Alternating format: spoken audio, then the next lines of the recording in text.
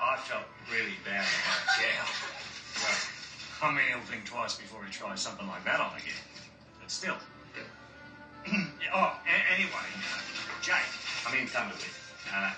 He comes from a litter up by St George, and from the Berrians, in fact. But I had to wait for them to get old enough before I could take them off their mother. I really... Oh, okay.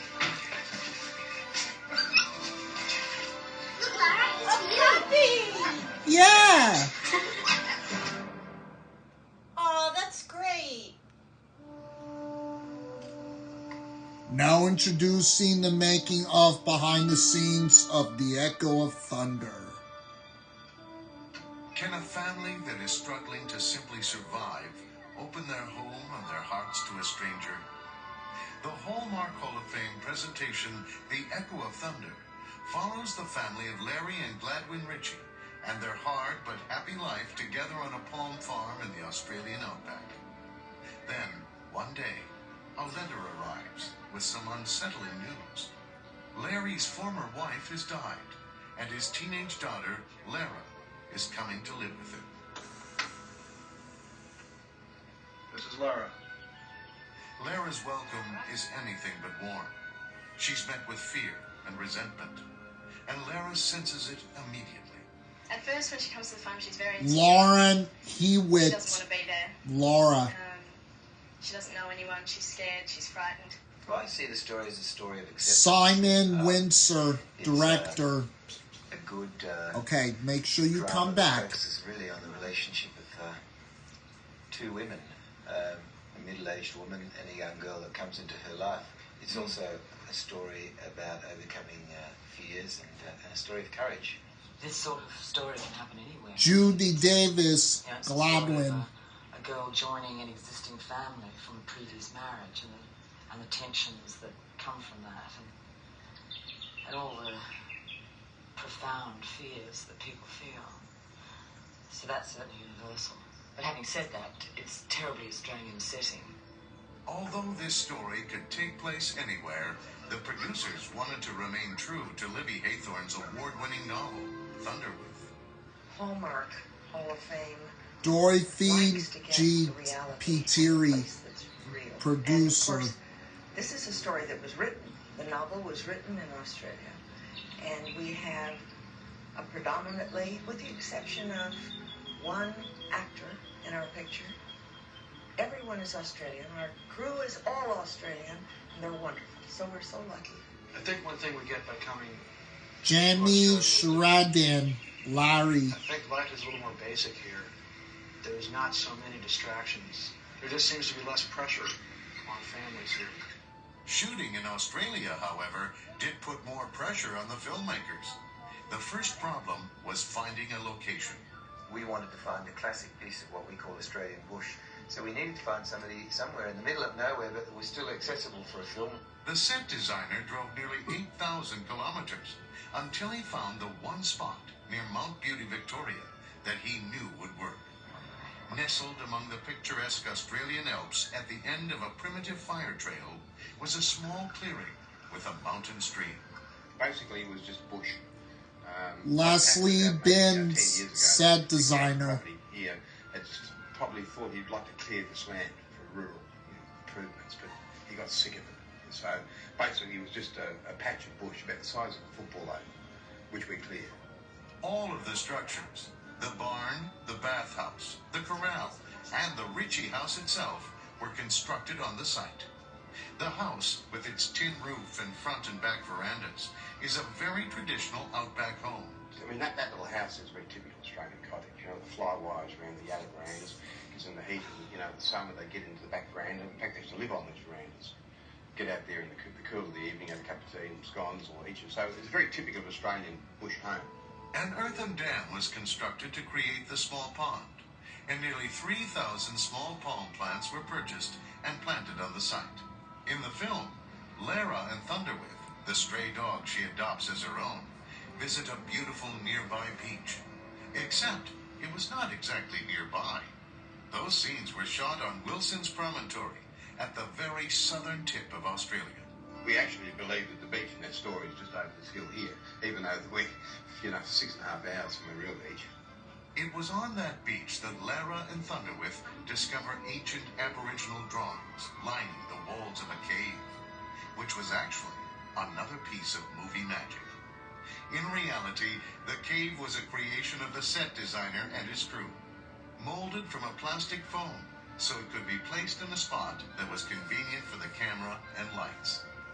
Filming began just after Christmas, in the middle of the Australian summer, requiring everyone to take special precautions because of the heat. The difficulties in filming are you have to have this, a hat. That's a Hawaiian beach hat. Sunglasses, and lots of number 30, number 45, number 15 sunblock. Another major irritant was the flies. I don't know what the deal is with their flies, though. The flies here are mad. Mad. They're scared of nothing, folks. In fact, the locals are so used to the flies that they refer to the act of brushing them away as the Australian salute. In addition to dealing with the elements and the insects, Emmy Award-winning director Simon Windsor found his job complicated by the demands of animals and children. What's hard is that small children get tired, and it's trying to keep them real, and it's trying to keep them energetic. Yeah, it is a challenge, but they're so open, and if you manage them right, and that sounds awful, but if you approach children in the right way, you can unlock this wonderful openness. And that's one of the things I like about it, this job. Then you get magic moments. Something magic happened in the scene this morning. We were shooting a master shot, and there was a scene with the kids with a lizard. They put it on the ground, and right at the perfect moment, this little lizard scurried off, and the two got up and chased after it. That was just perfect. It couldn't have happened more naturally, and that was a real moment. The lizard was not the only animal on the set. There were the usual horses and chickens, but the script also called for yabbies or crayfish, and the one that made everyone nervous, a snake. Of course, a plastic replica was used when it came time for Gladwin to kill it. The one animal that everyone loved was Jake, a 2-year-old mixed-breed female dog that played the part of Thunderwith. Although it's impossible to identify her pedigree, or lack of it, based on her coloring, at least one of her ancestors was a dingo, a native Australian wild dog. Jake was a newcomer to making movies, but she was a natural when it came to being friendly around people and finding a way to cool off. Although the conditions were often difficult, the cast and crew were delighted to be working on a truly Australian story for American television, and to be working with a true Australian treasure, actress Judy Davis. There is only one Judy Davis. She's one of the world's great actresses, and she happens to be Australian, and she happened to want to work here. Judy Davis brings something to every picture she does. A week ago in the New York Times, Woody Allen was quoted as saying she's the greatest actress living right now.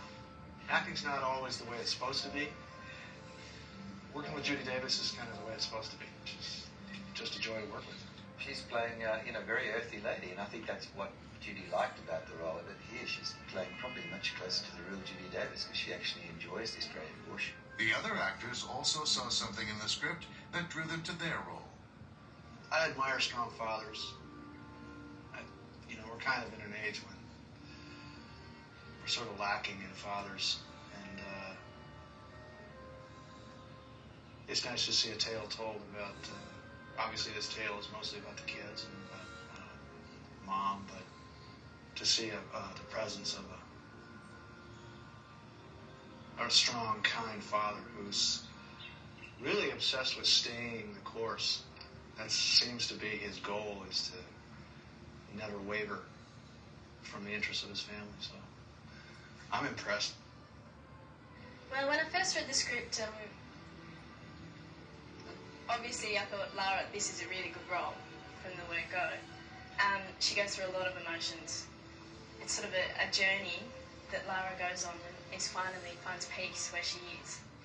Well, the scene that really captured me was the final scene between Gladwin and Lara, Gladwin is finding it hard to give her all, to accept this girl, and Gladwin bears her soul. It's not easy for them to have a stranger in their midst.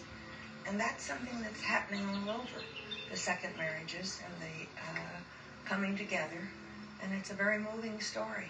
In this day and age, family values are something that are lacking in many people's lives because we've become so dysfunctional. I think there is strength in family. In the end, this Hallmark Hall of Fame drama is about two of the most important family values: compassion and understanding.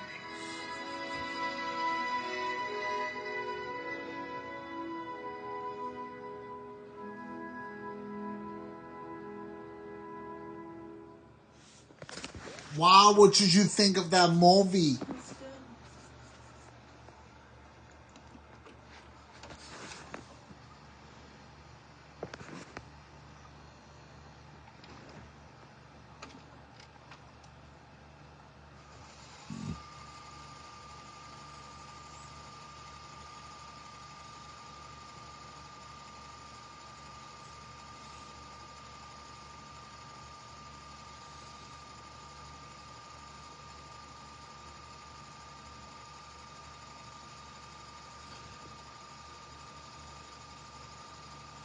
Can we watch another movie later when you get back? Later. Yeah, later.